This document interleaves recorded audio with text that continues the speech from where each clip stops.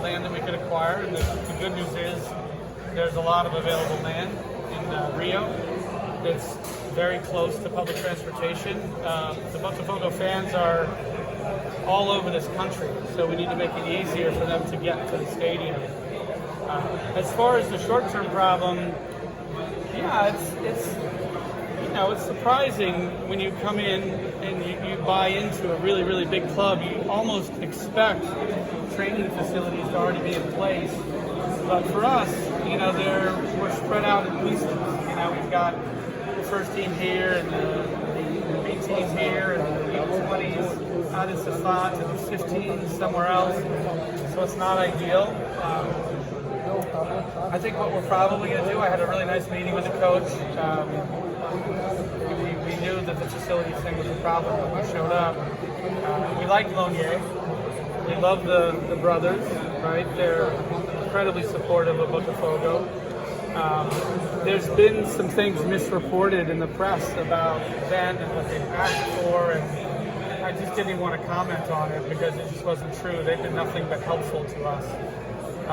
We've been the slow part because we're trying to see, well, is that the right facility where we can bring together maybe first team, upper B team, and then the upper academy team in that place? Or should that facility be what was originally envisioned by the brothers, really for the academy with a true school, an educational school? So I hope to talk to them within the next 48 hours because I think we've done a lot of soul searching in terms of what we want as a club, and I just want to see if it lines up with their vision. I think it's likely. There's a facility that I don't want to sort of mention it publicly without telling the individual who owns it, but there's a facility that was offered to us for lease. I think we're going to go ahead with that.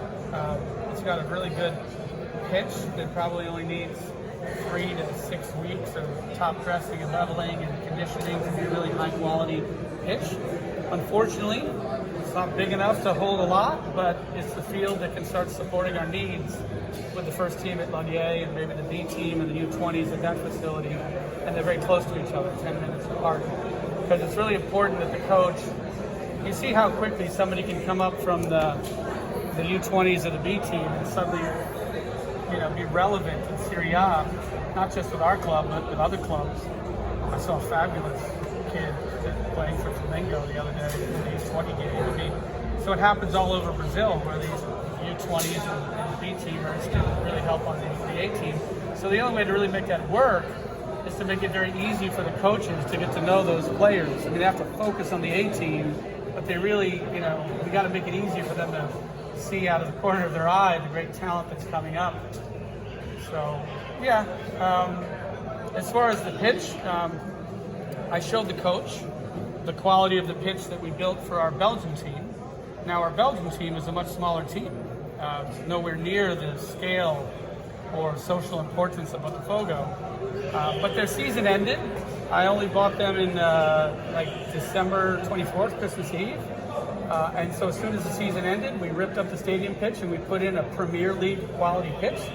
The Deso pitch, 20% nylon and 80% grass. It's the standard across the Premier League. So even my little club and the stadium and the practice facility both have 1.3 million euros invested in each of those pitches. So if I would do that for a small club in Belgium that I love, of course we're going to do it for Botafogo, but we need the season to end before we rip up the field and rip up training. Because, yeah, we can complain, as we do, I do, the coach does, about the facilities, but can't really interrupt the middle of the season either. Sorry to go so long on that, but it's been a topic on everybody's mind.